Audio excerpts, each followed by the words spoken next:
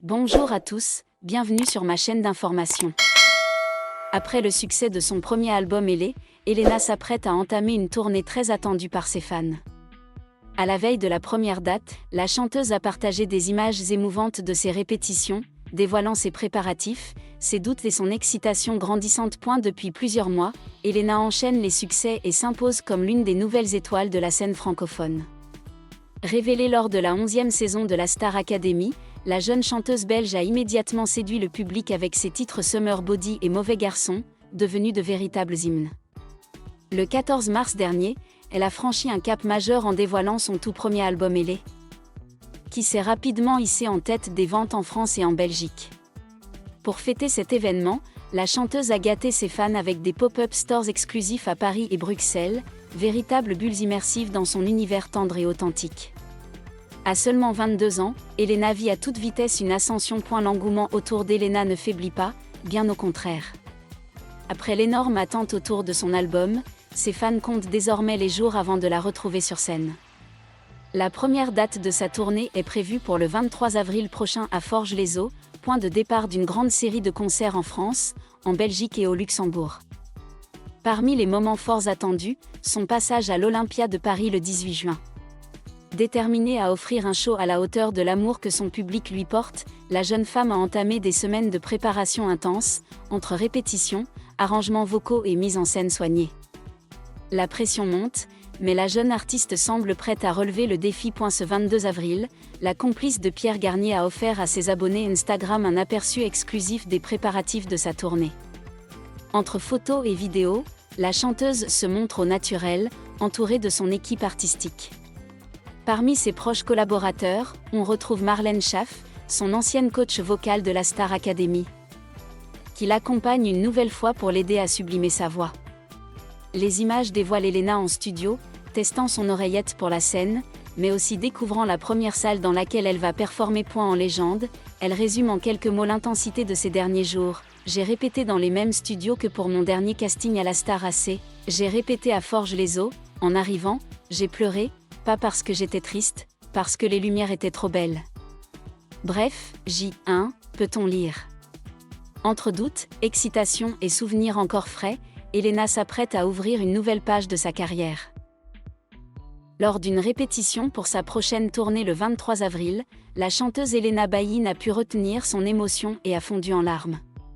Ce moment a ému de nombreux fans, montrant le dévouement et la pression qu'elle traversait avant cette tournée importante. Elena a partagé qu'après avoir participé au programme Star Academy, elle a appris à transmettre des émotions sur scène, et pas seulement à bien chanter. Elle avait des difficultés à se déplacer sur scène, mais grâce à ses expériences lors de grandes représentations, elle a progressivement pris confiance en elle et a réalisé de meilleures performances. Actuellement, Elena se concentre sur sa préparation physique et vocale pour la tournée à venir, tout en prenant des cours de piano pour améliorer ses compétences musicales. J'ai pleuré. Pas à cause de la tristesse, pas à cause de la faiblesse. Mais pour la première fois de ma vie, j'ai vraiment l'impression de vivre avec tout mon cœur. Le 23 avril, dans la salle de répétition, au milieu de la musique forte et des lumières vacillantes, moi Elena Bailly j'ai fondu en larmes. Les émotions surgissent sans prévenir. Au point culminant d'une chanson familière, j'ai entendu ma propre voix résonner, tremblante, pleine de désir, si vivante.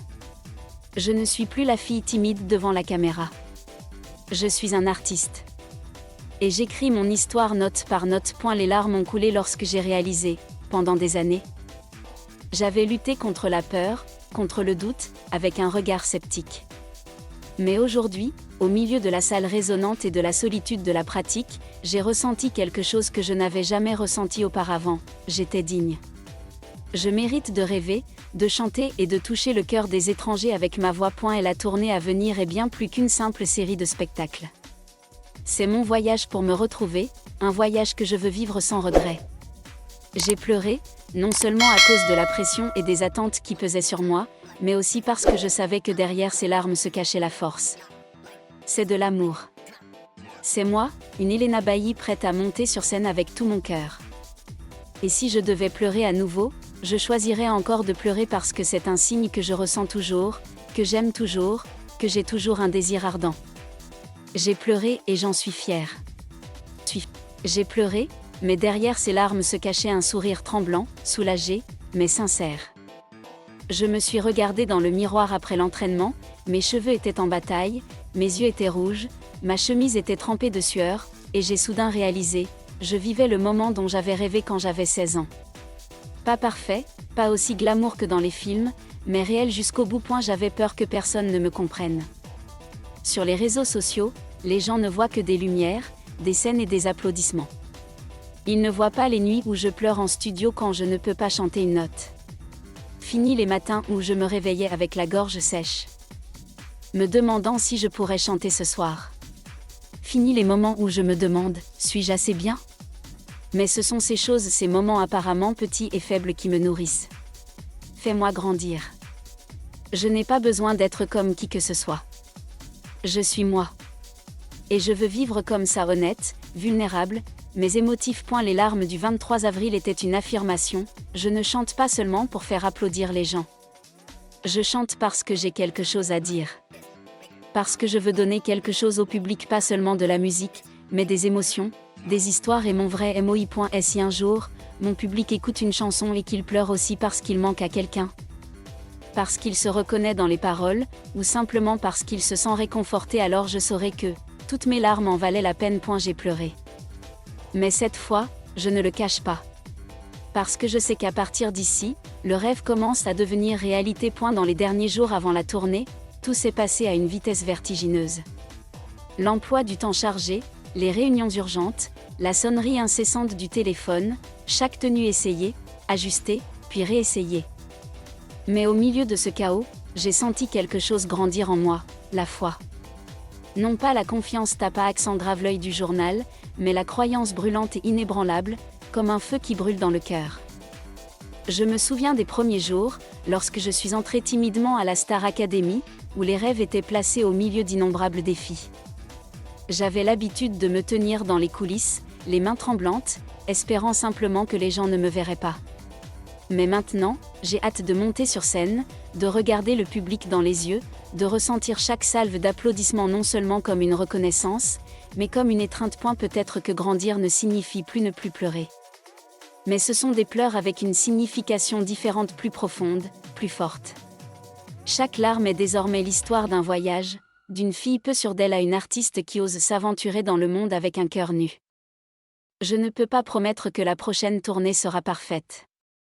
Mais je peux promettre une chose, je chanterai avec tout ce que j'ai, avec joie, tristesse, nostalgie, douleur et gratitude. Reconnaissant envers ceux qui ont cru, ceux qui ont aimé, ceux qui sont restés. J'ai pleuré, car pour la première fois, j'avais l'impression que je ne poursuivais pas seulement un rêve, mais que je le vivais. Si vous me voyez sur scène, sous les projecteurs, sachez que derrière ce sourire, se cache un cœur brisé mais qui n'a jamais cessé de chanter. Merci à tous d'avoir regardé ma vidéo, laissez un commentaire et n'oubliez pas de vous abonner à ma chaîne.